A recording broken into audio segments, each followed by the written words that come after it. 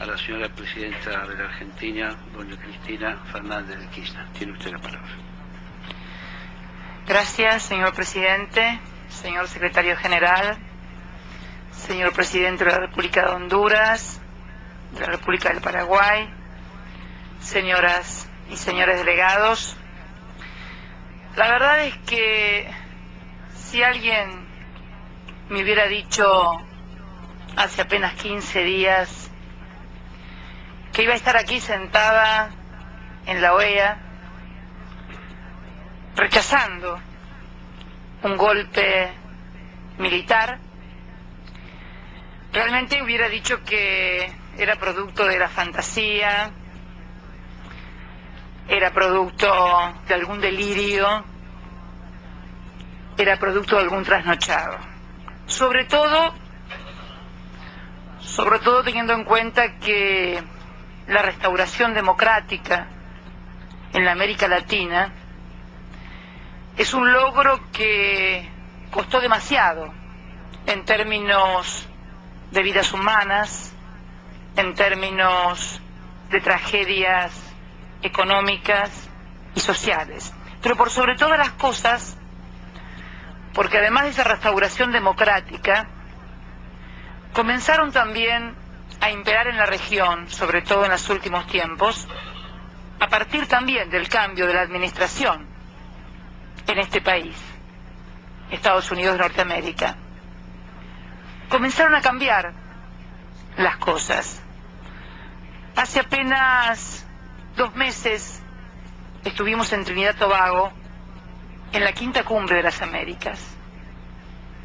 Y todos sentimos, percibimos claramente que se iniciaba una nueva etapa, que venía tal vez a profundizar el proceso de restauración democrática y a construir una articulación diferente entre lo que fue Estados Unidos y el resto de las Américas, sobre todo porque, ¿por qué no decirlo con absoluta sinceridad?, la doctrina de seguridad nacional a la que hacía mención el presidente Zelaya, precisamente había sido impuesta desde aquí, desde Washington.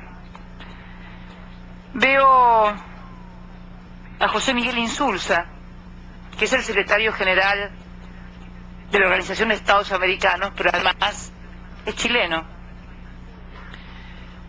Recuerdo lo que sufrió mi país, no solamente en 1976, los golpes no fueron únicamente durante la década de los 60 o de los 70, en realidad en la República Argentina comenzaron en 1930, siendo convalidados inclusive por la Corte Suprema de Justicia de la Nación, que convalidó jurídicamente los gobiernos de facto.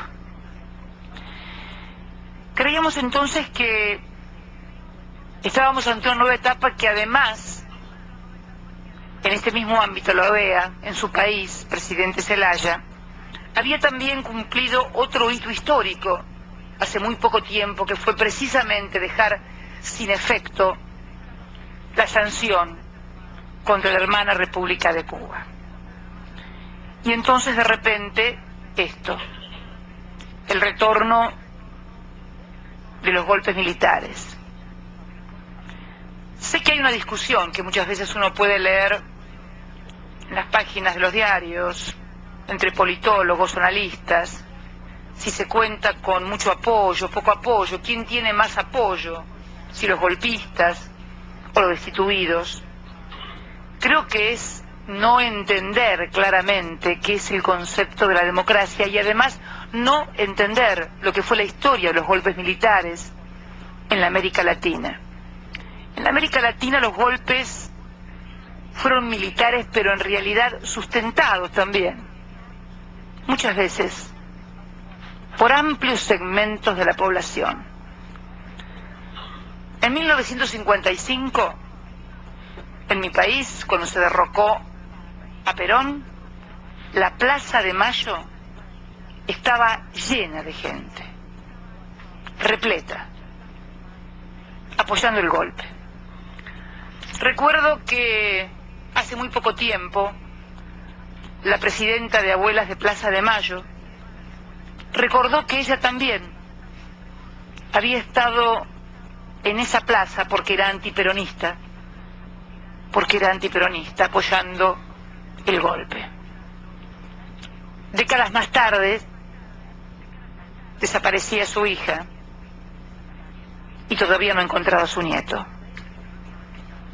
El golpe del 76 también, no en la medida de la masividad en la calle de aquel derrocamiento de Perón, pero tuvo el apoyo silencioso y no tan silencioso de una parte de la sociedad.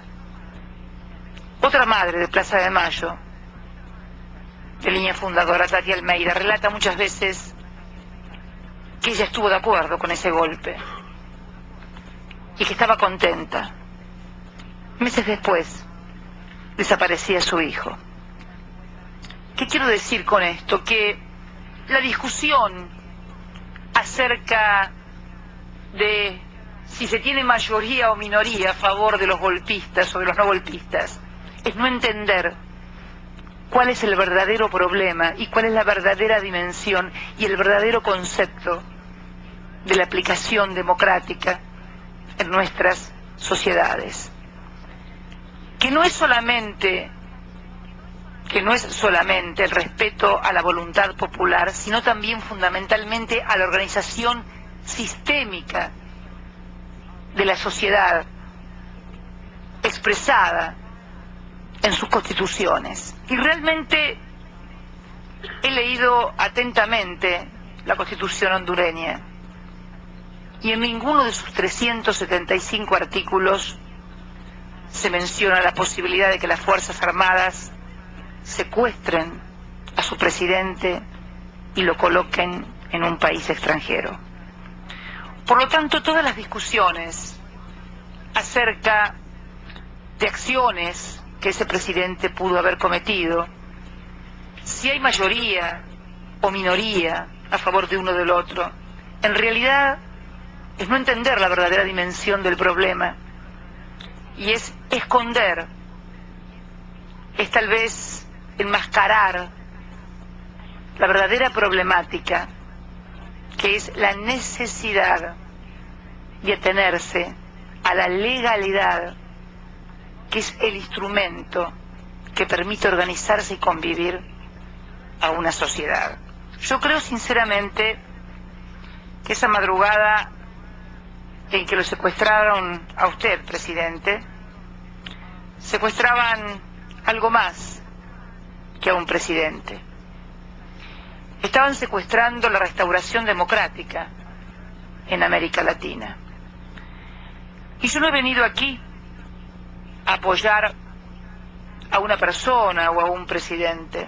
Es más, un periodista me preguntaba antes de venir aquí en mi país, bueno, si había alguna afinidad con algún mandatario.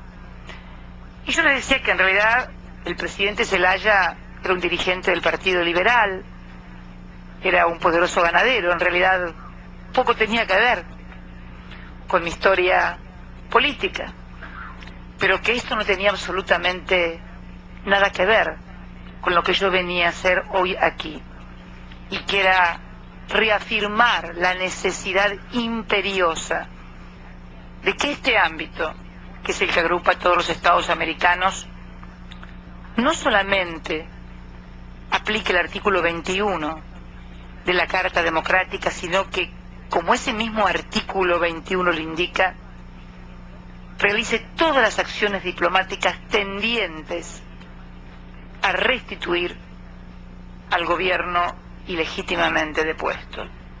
Creo que va en ello no solamente el respeto a la democracia, va también la existencia misma de la Organización de Estados Americanos y la posibilidad, sin lugar a dudas, de no retornar a un pasado de barbarie.